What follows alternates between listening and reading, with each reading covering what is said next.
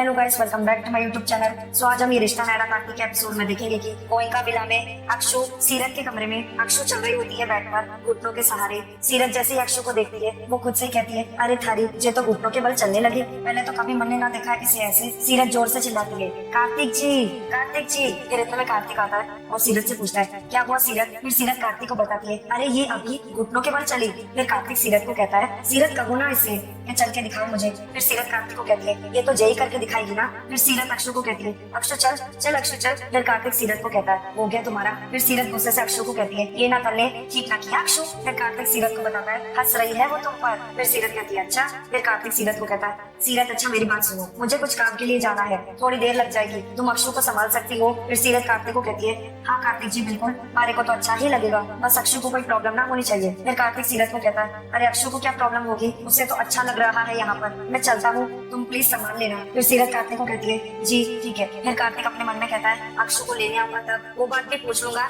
जो सीरत बताना चाह रही थी। उधर शीला फ्रूट्स खाते हुए कहती है खुद से ही, खाटू महाराज स्वर्ग इसी को कहते होगे ना, मैं तो जीते जी स्वर्गवासी हो गई, मेरे पार्लर की सौगंध। इतने सारे फल भी एक साथ कभी ना देखे मैंने, सेब और अंगूर तो फिर भी एक आध बार सीजन में आ जावे है। आम आदमी आम खाने को तरस जावे है और यहाँ पर खुला पड़ा बर्बाद हो रहा है सब, क्या बात है। फिर इतने में रिया कमरे में आ जाती है और गुस्से से शीला की तरफ देख रही होती है। फिर रिया गुस्से से शीला को कहती है, इतना खाओगी तो पेट फट जाएगा और राज अपने आप बाहर निकल जाएगा। फिर शीला गुस्से से रिया को कहती है, बावली बेअक्ल समझ रखा है क्या हमारे को? फिर रिया शीला को कहती है, हाँ वो तो तुम हो ही, समझदार होती तो मुझे राज बताती, पैसे लेती और यहाँ से चली जाती। फिर शीला हंसते हुए रिया को कहती है, वो तो मैं जिस दिन बताऊंगी उस दिन मिल ही जावेंगे, पर जय आनंद कहाँ से आएगा उसमें? एक छोरी जल्दी काटकी है थारी को, हमारा ऐश्वर्य देखा ना जा रहा क्या थारे से? अरे थोड़ा सब्र कर ले, चल जय सोच ले कि जितना हमारे को सुख मिलेगा उतनी ही थारे को दुआएं। रिया गुस्से से खुद से बड़बड़ाते हुए कहती है, अपने आप को बहुत ज्यादा समझदार समझती है, मणिशंकर ने सही कहा था, ऐसे लोग कभी किसी के सगे नहीं होते हैं। फिर शीला गुस्से से रिया को कहती है, ए छोरी मुंह में क्या मंत्र पड़ रही है, जो बोल रहा है सीधी तरह बोल। हाँ। फिर रिया गुस्से से शीला को कहती है, तो सीधी बात ये है कि अगर तुमने मुझे मेरे काम की बात नहीं बताई तो जहाँ से आई हो ना तो उससे भी बदतर जगह भिजवा दूंगी, गेट इट? फिर शीला गुस्से से रिया को कहती है, तो एक बार तू भी कान खोल के सुन ले छोरी, अगर मैं इस घर से गई ना तो थारे को भी अपने संग लेकर चलूंगी, हमारे पार्लर की सौगंध।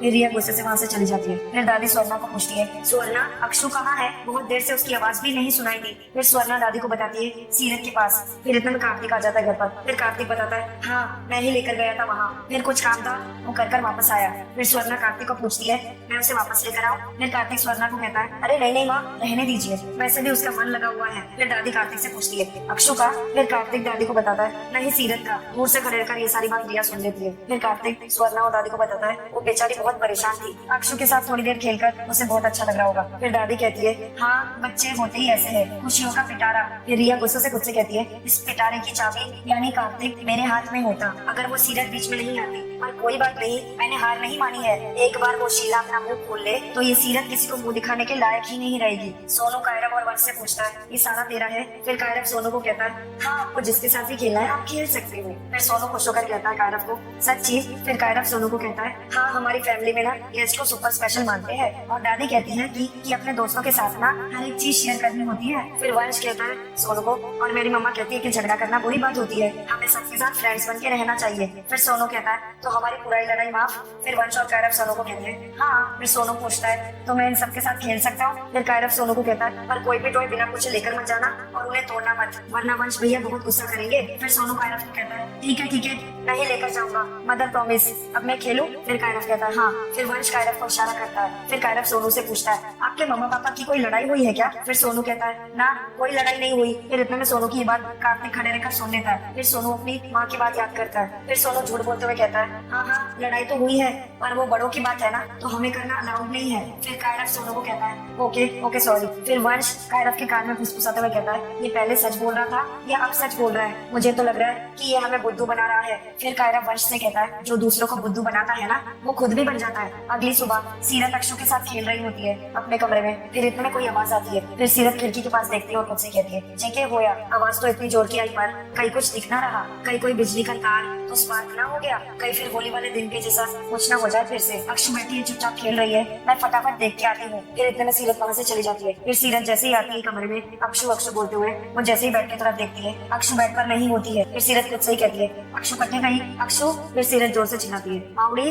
फिर माउड़ी कहती है, हाँ। फिर सीरत माउड़ी से पूछती है, अक्षु थारे पास भी ना है, फिर कहाँ चली गई। फिर माउड़ी गुस्से से सीरत को कहती है, थारे साथी तो खेल रही थी। फिर सीरत माउड़ी को कहती है, हाँ माउड़ी, पर अभी अचानक पता नहीं कहाँ गायब हो गई। फिर इतने में कार्तिक आवाज देता है सीरत को, सीरत। फिर कार्तिक कमरे में आ जाता है और सीरत को कहता है, सीरत अक्षु को ले जाने आया हूँ, उसके खाने का वक्त हो गया ना। अक्षु सुबह से तुम्हारे पास ही है, क्या हो गया, ऐसे क्या देख रही हो, कहाँ है अक्षु। फिर सीरत टेंशन में कार्तिक को कहती है, वो अभी 2 मिनट पहले तक तो यही थी पर अब ना है। फिर कार्तिक सीरत को कहता है, खुद से कहाँ चली जाएगी वो। फिर सीरत कार्तिक को कहती है, वही तुम्हारे को भी समझ में ना आ रहा कार्तिक जी। फिर कार्तिक सीरत को कहता है, कायरव या कोई आया था क्या यहाँ पर, कोई ले गया होगा अक्षु को शायद। फिर सीरत कार्तिक को कहती है, ऐसे चुपके से। फिर कार्तिक सीरत को कहता है, मैं देखता हूँ। फिर सीरत कार्तिक को कहती है, मैं भी आ रही हूँ। फिर कार्तिक जोर से चिल्लाता है, कायरव वहाँ अक्षु कहाँ है, कहाँ है अक्षु। फिर सुवर्णा कार्तिक को बताती है, कार्तिक पर अक्षु तो सीरत के पास थी ना। फिर सीरत कहती है सबको, हाँ हमारे पास थी, पर फिर अचानक। फिर सुवर्णा गुस्से से सीरत को कहती है, सीरत ऐसे कैसे अक्षु गायब हो सकती है। फिर दादी घबराते हुए कहती है, स्टाफ को बुलाओ, जल्दी जाओ, ढूंढो सब अक्षु को। फिर कार्तिक आवाज देता है, स्टाफ आइए प्लीज। फिर कार्तिक पूछता है, आप लोगों में से कोई भी आउट हाउस गया था या आप लोगों ने किसी को आउट हाउस में जाते हुए देखा। फिर स्टाफ सारीना का नाम जवाब देते हैं। सीरत रो रही होती है। फिर दादी गुस्से से सीरत को पूछती है, तुम रोना बंद करो और ठंडे दिमाग से सोच के बताओ कि क्या हुआ, कैसे हुआ, तुमने लास्ट अक्षु को कहाँ देखा था। फिर सीरत सारी बात बताती है घर वालों को। फिर सुवर्णा गुस्से से सीरत को कहती है, सीरत तुम अक्षु को अकेले छोड़कर चली गई। फिर मनीष गुस्से से कहता है, अब यहाँ खड़े खड़े मुंह क्या देख रहे हो, जाके घर का कोना कोना छान मारो और आउट हाउस में भी जाके देखना। फिर वाइस कायरव को कहता है, चलो उधर ढूंढते हैं। फिर रिया ताना मारते हुए मनीष को कहती है, अंकल सॉरी टू से, पर मुझे इसकी बात पे विश्वास नहीं हो रहा है, कुछ तो है जो मिसिंग है। या तो ये घर पे अक्षु को छोड़कर भूल गई है या बाहर कहीं जाके उसे भूल आई है। अक्षु खुद तो ऐसे नहीं जा सकती ना कहीं। फिर दादी गुस्से से कार्तिक को कहती है, हमें इसमें उसकी गलती का और तुम्हारी गलती ज्यादा लग रही है किट्टू। उसके भरोसे तुमने अपनी बच्ची को छोड़ दिया, वो माँ तो नहीं है, उससे तो नहीं पता कि बच्ची को कैसे देखना है। फिर मनीष गुस्से से अपनी माँ को कहता है, माँ नहीं है लेकिन आपको महान तो लगती है ना ये, इसीलिए तो इसे घर की बहू बनाना चाहते हैं आप। और मेरा बेटा शादी करने जा रहा है उससे, क्योंकि उसे ऐसा लगता है कि इससे बेहतर माँ उसके बच्चों के लिए तो हो ही नहीं सकती। Perfect match this girl is. फिर रिया ताना मारते हुए कहती है, शादी के बाद माँ बनना अलग बात है, और जिस घर में ऑलरेडी बच्चे हो वहाँ किसी मेच्योर और सेंसिबल इंसान की जरूरत है, जैसे स्वर्णा आंटी। बच्चों को संभालना आसान बात नहीं है, 24/7 की ड्यूटी है, और स्पेशली उस एज में जिस एज में अक्षु है। इतने महीनों में अक्षु मेरे साथ है, पर मैंने उसे एक पल के लिए भी अकेला नहीं छोड़ा। हाँ तो मैं भी नहीं हूँ, but I care for her. पर सीरत वो शादी तो कर रही है, पर उसका ध्यान बच्चों पे नहीं है, वो जो। फिर कार्तिक गुस्से से रिया को डांटते हुए कहता है, रिया बस चुप हो जाओ, अब हम इन सब बातों में अब वक्त जाया कर रहे हैं। इससे बेहतर है कि हम अक्षु को ढूंढे। हाँ स्टाफ को कह दिया, पर वो काफी नहीं है, हम सबको भी अक्षु को ढूंढना होगा। लव कुछ तुम लोग हमारे लॉन में और मेन रोड पर जाओ, वहाँ पे सबसे पूछो और चेक करो कि अक्षु कहाँ है। दादी माँ आप लोग प्लीज घर पर चेक कीजिए, मैं आउट हाउस में देखता हूँ। फिर मनीष कहता है, मैं पुलिस को फोन करता हूँ, इससे पहले कि कहीं कुछ और बुरा हो। फिर कार्तिक अपने डैड को देखकर हैरानी से कहता है, पुलिस। फिर मनीष कार्तिक को कहता है, नहीं कुछ नहीं होगा बेटा, मैं कुछ नहीं होगा उसे, वो बिल्कुल ठीक होगी, just to be on the safe side, I call them. फिर कार्तिक गुस्से से कहता है, जिसे जो करना है करे, मुझे मेरी बेटी चाहिए बस। सारे घर वाले एक एक करके अक्षु को ढूंढने में लग जाते हैं, सिवाय रिया के। सीरत बहुत रो रही होती है। फिर रिया गुस्से से ताना मारते हुए सीरत को कहती है, अगर अक्षु को कुछ हो गया तो तुम्हारा क्या होगा सीरत। इतना बोल के रिया वहाँ से चली जाती है। फिर सीरत रोते हुए हाथ जोड़कर भगवान को कहती है, हे खाटू महाराज कुछ ना होना चाहिए अक्षु को। फिर दादी स्वर्णा से पूछती है, मिली। फिर स्वर्णा दादी को कहती है, नहीं माँ जी इधर भी नहीं है। फिर दादी कहती है, चलो उधर देखते हैं। अक्षु। कायरव जोर से चिल्लाता है, अक्षु। फिर वंश कायरव से पूछता है, अक्षु मिली क्या तुम्हें, उधर जाके देखते हैं। फिर मनीष पुलिस को कॉल पर कहता है, नहीं इतनी छोटी है कि चलना फिरना भी नहीं आता है, अच्छी खासी घर में थी, फिर उसके बाद गायब हो गई। फिर इतने में कार्तिक आउट हाउस में आता है। कार्तिक खुद से ही कहता है, अक्षु कहाँ हुआ, यहीं पर तो छोड़कर गया था आपको, और आपके सारे टॉयस यहाँ हैं, पर आप डरना नहीं बेटा, पापा आपको ढूंढ लेंगे, आप बिल्कुल डरना मत। फिर इतने में सीरत कार्तिक से टकरा जाती है आउट हाउस में। सीरत कार्तिक को कहती है सॉरी, पर कार्तिक सीरत से बिना बात किए चला जाता है वहाँ से। सीरत रोते हुए खुद से ही कहती है, अक्षु कहाँ जा सकती है, अक्षु ऐसे कैसे गायब हो सकती है, वो भी कुछ ही सेकंड में। मैं यहाँ बैठी थी, अक्षु यहाँ थी, मैं उसके साथ खेल रही थी। फिर कुछ आवाज आई तो मैं यहाँ तक गई। फिर जब अक्षु को देखा तो वो वही थी। फिर जब मैं इधर गई और यहाँ से वापस आई तो अक्षु गायब थी। पर ऐसा कैसे हो सकता है, वो वो कैसे कहीं जा सकती है? वो खुद से नहीं जा सकती। अगर घुटनों के बल में चलती ना तो भी कितनी ही दूर जाती। नहीं, खुद से नहीं जा सकती कहीं। पक्का कोई तो आया है, कोई लेके गया है उसे। वो खुद से कैसे जा सकती है? पर नहीं जा सकती तो कौन हो सकता है? फिर सीरत रिया की बात याद करती है। फिर सीरत खुद से कहती है, रिया।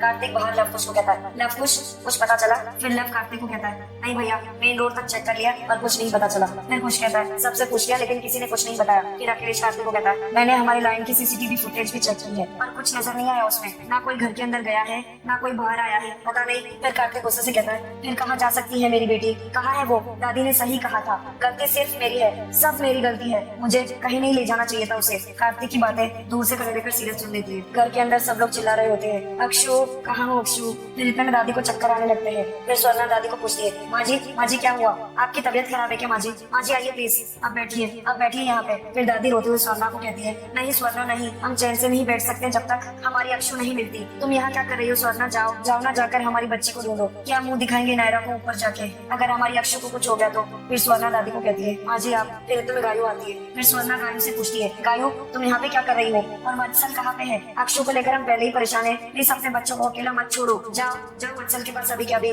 फिर दादी कहती है, भगवान। फिर स्वर्णा दादी को कहती है, माँ जी आइए, अक्षु को कुछ नहीं होगा, प्लीज सब ठीक होगा, बैठिए प्लीज यहाँ पे। आइए माँ जी बैठिए। माँ जी पानी पी लीजिए। फिर दादी स्वर्णा को कहती है, हमें कुछ नहीं चाहिए, अंजल कुछ नहीं चाहिए जब तक हमारी अक्षु नहीं मिल जाती। फिर स्वर्णा दादी को कहती है, माँ जी अक्षु मिल जाएगी, आप प्लीज पानी पी लीजिए। फिर दादी जिद करते हुए स्वर्णा को कहती है, नहीं पहले हमें अक्षु चाहिए। फिर इतने में रिया नाटक करते हुए दादी को कहती है, प्लीज दादी ऐसा मत कीजिए, अगर आपकी तबीयत खराब हो गई तो अक्षु को ढूंढने के साथ साथ सबको उसकी भी टेंशन हो जाएगी। फिर दादी रोते हुए कहती है, हमें कुछ नहीं होगा, नहीं पिएंगे हम। फिर रिया नाटक करते हुए दादी को कहती है, दादी पानी पी लीजिए। फिर दादी रोते हुए रिया को कहती है, नहीं चाहिए हमें। फिर रिया दादी को कहती है, आपको अक्षु की कसम। फिर स्वर्णा दादी को कहती है, माँ जी प्लीज पी लीजिए। फिर दादी पानी पी लेती है। फिर रिया स्वर्णा को कहती है, आंटी आप दादी के पास रहिए, मैं अक्षु को ढूंढती हूँ। फिर रिया दादी को कहती है, दादी आप बिल्कुल परेशान मत होइए, अक्षु मिल जाएगी पक्का, मैं उसे ढूंढ कर लाऊंगी। सीरत दूर से खड़े रहकर रिया की बातें सुन रही होती है। इतना बोल के रिया जैसे ही जाने लगती है, सीरत रिया पर नजर रखी होती है। रिया छुपते छुपाते जा रही होती है और सीरत उसका छुपते छुपाते पीछा कर रही होती है। रिया को शक हो जाता है,